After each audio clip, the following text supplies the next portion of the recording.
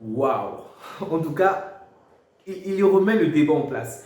Depuis un certain moment, on se disait déjà que Kylian Mbappé a pris le dessus sur tout le monde par rapport à la Coupe du Monde et aux performances qu'il a réalisées bien avant, pour dire qu'il est de loin le meilleur parmi les jeunes de sa génération, surtout entre Haaland, Rashford et Mbappé et bien les autres, les Bellingham et autres. Donc, on plaçait déjà Kylian Mbappé d'une certaine manière au-dessus de tout, au-dessus de ces joueurs-là, bien sûr. Donc, mais là, Rashford nous montre que vraiment, il ne faut pas l'enterrer. Depuis un certain bout de temps, Rashford ne cesse de faire des performances exceptionnelles. Waouh! Je suis encore choqué. Sincèrement, je ne suis pas un fan de United. Je ne vais pas vous le mentir, je ne suis pas du tout un fan de United. Déjà par rapport à ce que Ten Hag avait fait à Cristiano Ronaldo. Et ce n'est pas le club qui me passionne. Je préfère City, je préfère Arsenal et autres.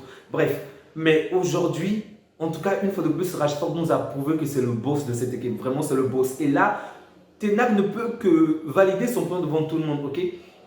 On a beau être contre du fait qu'on ait chassé Cristiano de cette manière-là, mais lorsque tu vois les résultats, les résultats sont là en fait. Et là, tu te dis, sa vision n'était peut-être pas si mauvaise que ça, mais sans blague, Rashford est ton feu. Il est vraiment ton feu. Je l'ai déjà dit avec Kylian Mbappé aujourd'hui, avec le match où il a réalisé un doublé, mais aujourd'hui, regardez le match. Il fait particulièrement, je crois que c'est son deuxième but, pratiquement la même action que le premier but de Kylian Mbappé, donc avec quelques différences de près. Non, excusez-moi. Il réalise la même action pendant le match, mais là, il ne marque pas. Mais dans l'ensemble, son match est aussi impressionnant que celui de Kylian Mbappé. Vraiment, waouh. Ces joueurs-là font vraiment de la différence en ce moment. Et là, tu te dis, vraiment, il aurait dû venir à Paris, au Paris Saint-Germain lorsqu'on avait besoin de lui. Je m'imagine déjà quel symbiose ça devait avoir entre les deux joueurs qui ont pratiquement, on va dire pratiquement les mêmes profils et qui ont vraiment de la vitesse, et surtout Rashford vraiment qui défend assez bien. Vraiment, ça devait vraiment montrer une autre image sur le jeu. Manchester United ne va pas se débarrasser de lui. En tout cas, ça c'est clair. C'est sûr il va falloir mettre énormément de paquets, énormément d'argent. Waouh! Vraiment un très bon match de la part de Rashford, comme vous l'avez certainement compris. Pour moi, il est de loin l'homme du match, vraiment de loin, l'homme du match. Il a fait un très bon match, mais sincèrement, j'ai tellement été déçu par Leicester, vraiment. En tout cas, avec Leicester, il faut s'attendre à une seule chose, du moins. Lorsqu'ils sont à l'extérieur, soit ils gagnent, soit ils perdent. Donc, tu sais, soit ils gagnent, ils perdent, mais généralement, ils marquent lors des 20 premières minutes. Et lors des matchs passés, c'est ce qui se passe toujours. Donc, ils mettent tellement de la pression à l'adversaire qu'ils finissent par marquer. Aujourd'hui, on se disait que Leicester devait faire la même chose. Ok, il y a eu énormément d'actions, vraiment de très belles occasions, il faut le dire ainsi. De bonnes occasions, ils pouvaient faire la différence, mais ils ont manqué, alors là, vraiment manqué de finition. Tellement d'actions où tu te dis que là, c'est mort. United ne va pas tenir. Ils ont manqué vraiment. United a succombé, il faut le dire ainsi. Ils ont vraiment peiné pendant les 17, voire les 18 premières minutes. Leicester avait constamment la balle dans leur camp. Il a fallu qu'un Rashford mette fin à cela. Waouh! À la 25e minute, Rashford marque le premier but. Et là, excusez-moi, les Mancuniens avancent vraiment, les Red Devils avancent vraiment vers l'avant parce que Leicester a dû baisser la cadence parce qu'il y avait énormément d'espace. Parce qu'il faut le dire, Leicester joue énormément en avance. Et ça, c'est plutôt positif, je trouve. Vraiment, ils savent monter, ils vous pressent vraiment très haut. Et du coup, les derniers défenseurs se placent principalement juste devant la ligne parce qu'ils savent qu'une fois qu'ils sont dans votre camp, peu importe, même s'ils laissent l'adversaire derrière eux, il n'y aura pas de rejet tant que vous êtes dans votre camp. Donc, ils sont obligés de s'arrêter juste devant leur ligne.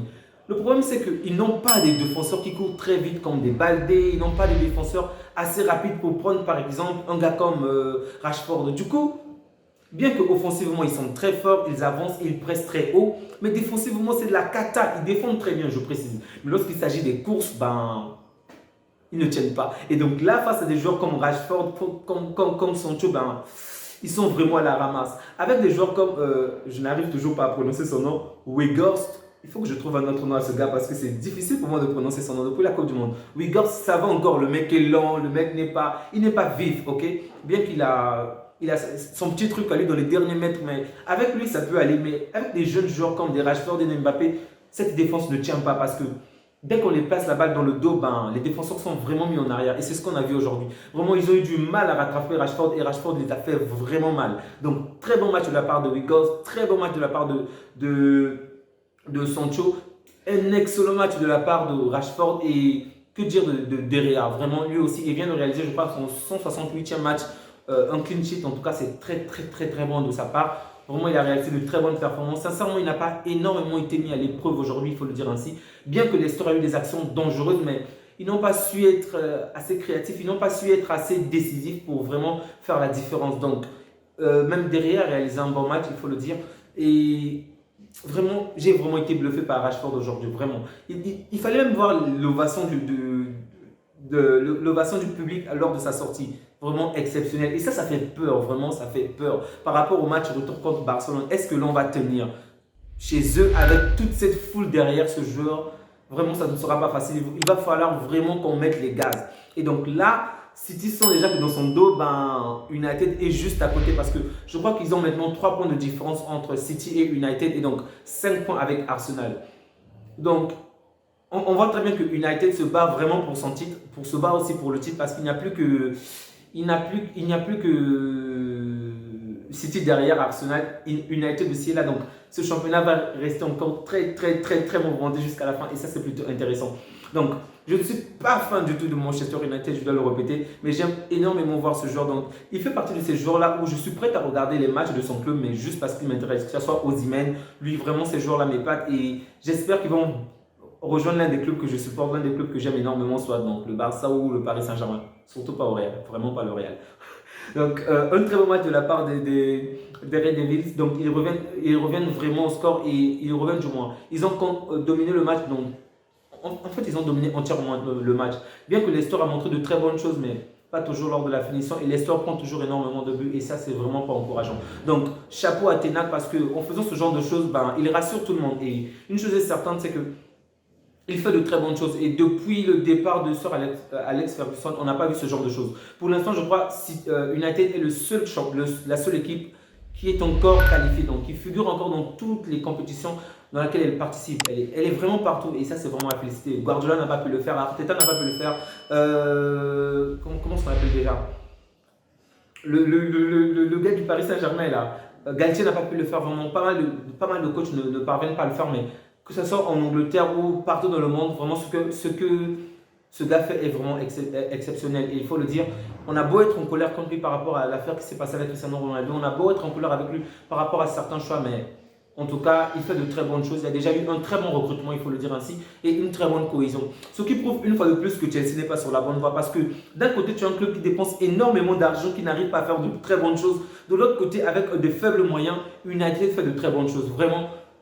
Est-ce que vous êtes sûr qu'il faut maintenant vendre ce club? Parce que ça ici, il faut le dire. Est-ce qu'en vendant United, vous êtes certain que United va garder la même tendance? Aujourd'hui, United est en feu. Aujourd'hui, United est sur le droit chemin. Est-ce que le nouveau président aura les mêmes ambitions? La nouvelle équipe qui va diriger, va-t-elle laisser autant de marge? Va-t-elle s'investir autant? En tout cas, l'avenir nous le dira. J'espère que la nouvelle équipe qui va diriger ce club va prendre de bonnes décisions parce que ce club est plutôt sur une bonne lancée. Donc, en tout cas, j'espère le meilleur pour ce club, bien que je ne sois pas fan de cette équipe.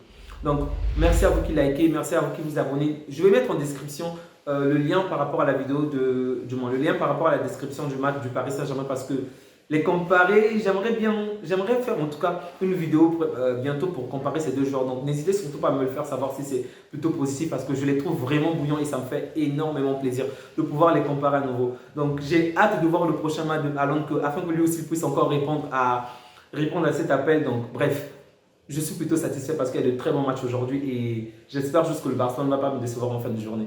Merci à vous qui likez, merci à vous qui suivez, ça fait énormément plaisir. Petit à petit, on avance, petit à petit, on évolue et ça ne peut que me réjouir. Prenez bien soin de vous et que Dieu vous garde. À bientôt. Au revoir.